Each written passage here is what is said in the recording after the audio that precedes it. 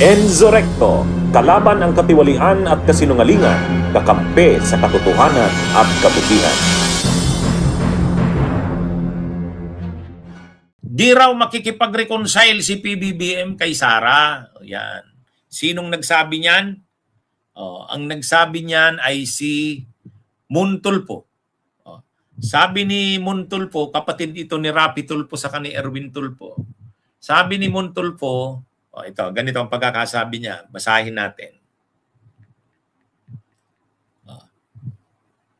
I have a Twitter bird in Malacanang who told me that there was no way that Bongbong would reconcile with Sara after what she did. Okay, let's start with this unconfirmed report that Vice President Sara Duterte wants to meet with President Bongbong Marcos.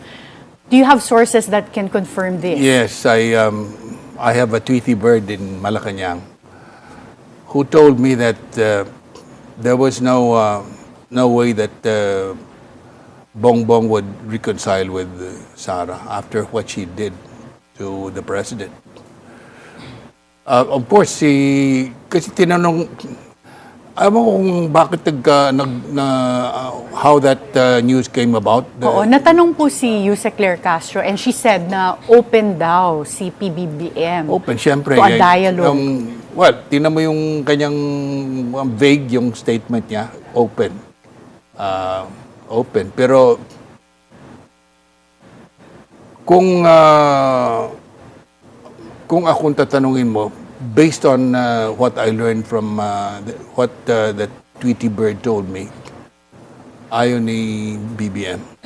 Malabo po ang reconciliation. Malabo. At saka, isa rin yung, kaya hindi ko maintindihan saan galing yung report na yun dahil si Sara is too proud to reconcile. So wala rin po sa personality ni VP Sara? Wala sa personality ni Sara yan eh. O kaya, meron siguro nag-invento ng istorya. Ayun, kumalat. Alam mo naman si social media ngayon eh. Marami ng mga fake news. Pero sa palagay niyo po ba, as someone watching what happened with the two factions, dapat po ba silang mag-reconcile or should they even have a dialogue? For the good of the country, yes. Pero ngayon, as of now, nagkasakitan na eh. Meron na kumbaga sa salamin may lamat na. Mahirap nang ayusin. Mahirap na yan. But in your opinion, as of today, sino po ang may upper hand? Is it the Marcoses or the Dutertes? Well, if you go by the surveys, si Sara, di ba? But since the president is in power, he has the upper hand. And yung impeachment baka might lead to Sara's slump in the ratings gain. Ay di ba napabalita kasi nitong nakaraang mga araw na mayroon daw private meeting na ina-arrange. Ang nagsabi niyan ay staff mismo daw ng Office of the Vice President. Mayroon daw private meeting na ina-arrange sa pagitan ni Sara Duterte at ni PBBM. So maraming nag-react dyan. Bagamat sabi ng palasyo ni Yusek Claire Castro, hindi niya daw kumpirmado yan.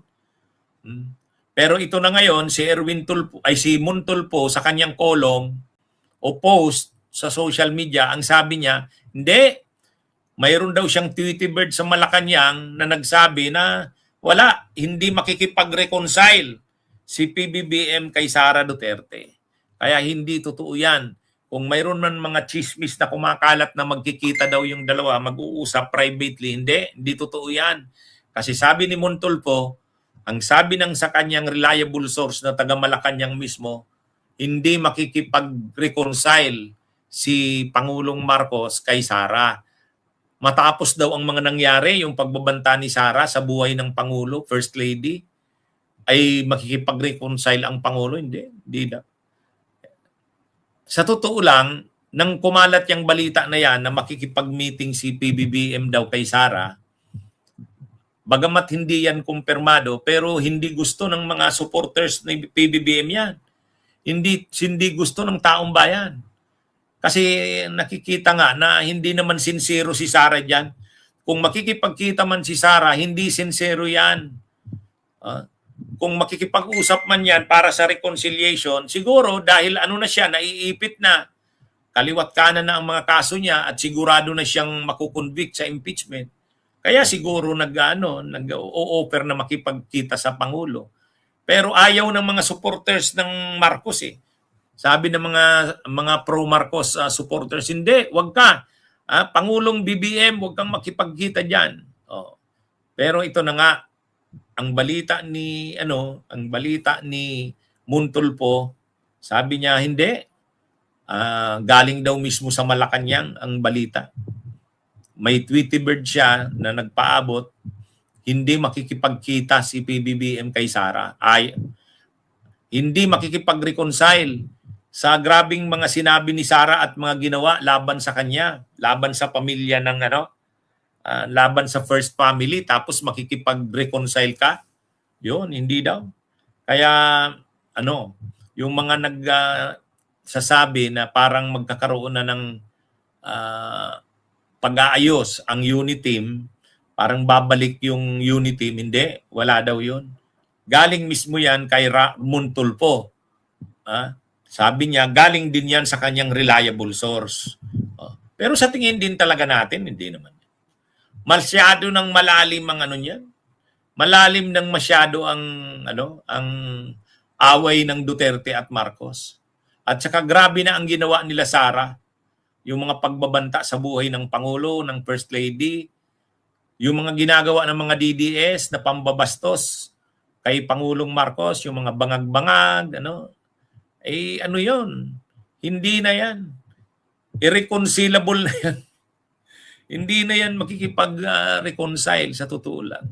Kaya nga natatawa ako nung lumabas yung balita na yun eh. Kumakalat yun. Sino namang nagkalat nun? Sino naman ang maniniwala na ang si Pangulong Marcos makikipagkita kay Sara?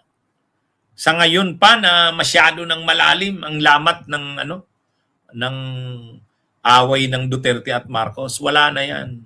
Irreconcilable na yan. Lahat na naghahanda na sa 2028. Ang Pangulong Marcos, sabi niya, mag-i-endorse siya ng kandidato. Siyempre, ang i-endorse niya, laban kay Sara yan.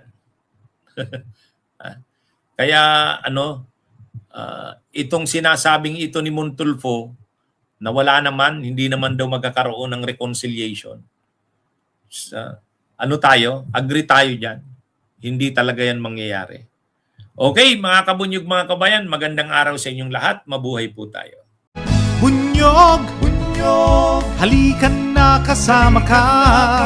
Bunyog, kapag buklod ay may pag-asa. Luzon, Visayas, Mindanao, isa ang pananaw. Sa bagong Pilipinas ang bunyog isisigaw. Bunyog.